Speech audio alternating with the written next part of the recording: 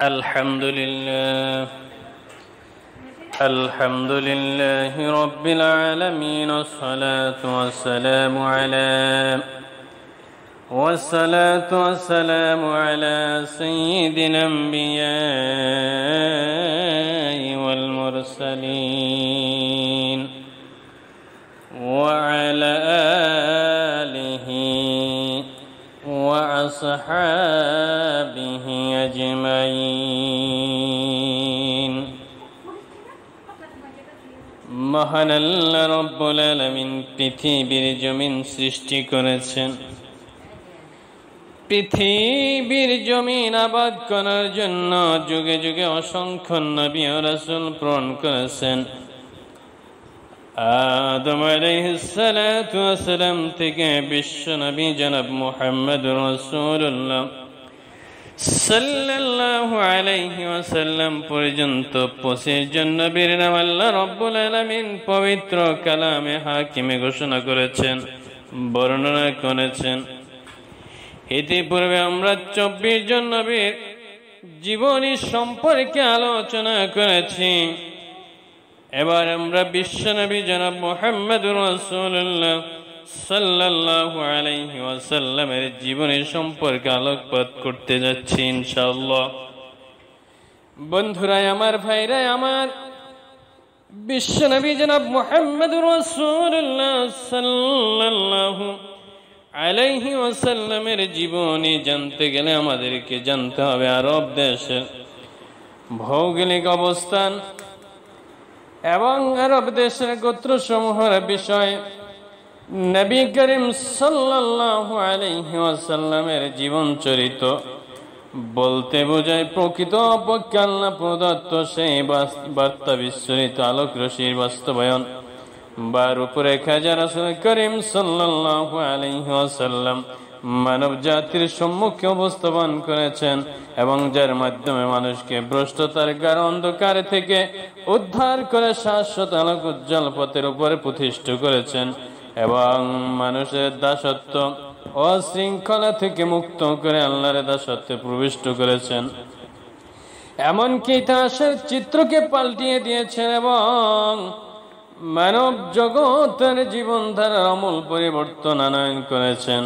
সর্বযুগের সর্বশ্রেষ্ঠ মহামানব বিশ্ব নবী জনাব মুহাম্মদুর রাসূলুল্লাহ সাল্লাল্লাহু আলাইহি ওয়াসাল্লামের পবিত্র জীবন ধারার পূর্ণাঙ্গ প্রতিচ্ছবি অঙ্কন করা ততক্ষণ পর্যন্ত সম্ভব নয় যতক্ষণ না আল্লাহর বাণী অবতীর্ণ হওয়ার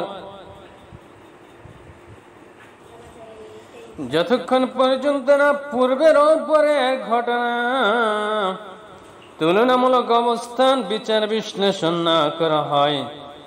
এ প্রেক্ষাপটে প্রকৃত আলোচনা যাওয়ার পূর্বে আলোচ্য ভিডিওতে আমরা প্রাক ইসলামী আরবের ভৌগোলিক সীমারেখা, আরব ভূমিতে বসবাসরত বিভিন্ন সম্প্রদায়ের অবস্থান এবং তাদের কর্মোন্নতির ধারা এবং সে যুগের রাষ্ট্র পরিচালনা, নেতৃত্ব প্রদান ও গোত্র শ্রেণী বিন্যাসকে বিভিন্ন দিন, ধর্ম, সম্প্রদায়, আচার আচরণ, অন্ধবিশ্বাস, রাজনৈতিক, সামাজিক, অর্থনৈতিক চিত্র আমরা তুলে ধরবো ইনশাআল্লাহ। এই কারণে আমরা উপস্থাপন করতে যাচ্ছি জনাব বিশ্ব নবী মুহাম্মদুর রাসূলুল্লাহ সাল্লাল্লাহু আলাইহি ওয়াসাল্লামের জীবনের ধারাবাহিকতা রক্ষা করব। আর এ বিষয়ে আমরা জানতে হলে সর্বপ্রথম জানতে হবে আরব দেশের অবস্থান। আরব শব্দটি বালুকাময় প্রান্তর, ঊষর ধূসর মরুভূমি বা লতা গিলম তৃণ শস্যবিহীন অঞ্চল অর্থে ব্যবহৃত হয়। শরণাতীত কাল থেকে বিশেষ এক বৈশিষ্ট্যগত অর্থে আরব উপদ্বীপ এবং সেখানে বসবাসকারী সম্প্রদায়ের জন্য এ পরিভাষাটি ব্যবহৃত হয়ে আসছে।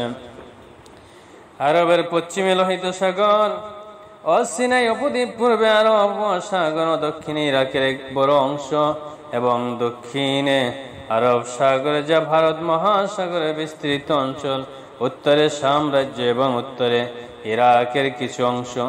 উল্লিখিত সীমানা সমূহের কোন কোন ক্ষেত্রে কিছুটা মতবিরোধ রয়েছে। সমগ্র ভূভাগের আয়তন 10 লক্ষ থেকে 13 লক্ষ বর্গ মাইল পর্যন্ত ধরা হয়েছে।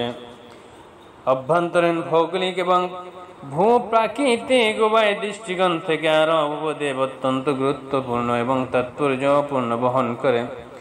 এ উপদ্বীপের চতুর্দিকে মরুভূমি বা দিগন্ত বিস্তীর্ণ বালুকাময় প্রান্তর দ্বারা পরিবেষ্টিত, যে কারণে উপদ্বীপ এমন এক সুরক্ষিত দুর্গ পরিণত হয়েছে যে কোনো বিদেশি শক্তি বা বহু শত্রুর পক্ষে এর উপর আক্রমণ পরিচালনা, অধিকার প্রতিষ্ঠা কিংবা প্রভাব বিস্তার করা অত্যন্ত কঠিন। এ নৈসর্গিক কারণে আরো উপদ্বীপের মধ্যভাগের অধিবাসীগণ সেই সুপ্রাচীন এবং শরণাতীত কাল থেকে সম্পূর্ণ স্বাধীন থেকে নিজস্ব স্বাতন্ত্র্যগত বৈশিষ্ট্য বজায় রেখে চলতে সক্ষম হয়েছে। অথচ অবস্থানের দিকে দিয়ে এ উপদ্বীপটি এমন দুপরাশক্তি প্রতিবেশী যে ভূপ্রকৃতিগত প্রতিবন্ধকতা না থাকলে এ পরাশক্তিদ্বয়ের প্রভাব থেকে মুক্ত থাকা আরববাসীগণের পক্ষে কখনোই সম্ভবপর হতো না।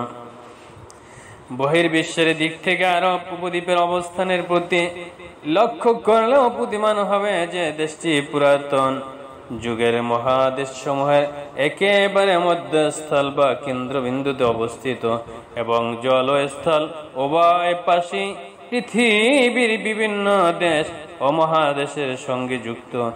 এর উত্তর পশ্চিম সীমান্ত হচ্ছে আফ্রিকা মহাদেশ গমনের প্রবেশ পথ, উত্তর পূর্বে সীমান্ত হচ্ছে ইউরোপ মহাদেশের প্রবেশ ও প্রবেশদ্বার এবং পূর্ব সীমান্ত হচ্ছে ইরান ও মধ্য এশিয়া হয়ে চীন, ভারত সহ দূর প্রাচ্য গমনের দরজা। এভাবে পৃথিবীর বিভিন্ন দেশ ও মহাদেশ থেকে সাগর ও মহাসাগর হয়ে আগত জলপথ আরব উপদ্বীপের সঙ্গে চমৎকার ভাবে যোগসূত্র রচনা করেছে। বিভিন্ন দেশের জাহাজগুলো সরাসরি আরব বন্দরে গিয়ে ফিরে। এরূপ ভৌগোলিক অবস্থান ও সীমারেখার প্রেক্ষিতে আরব উপদ্বীপের উত্তর ও দক্ষিণে সীমান্ত ছিল সম্প্রদায়ের ব্যবসা, বাণিজ্য ও কৃষি মত বিভিন্ন বিনিময়ের লক্ষ্য বা কেন্দ্রবিন্দু হিসেবে ছিল।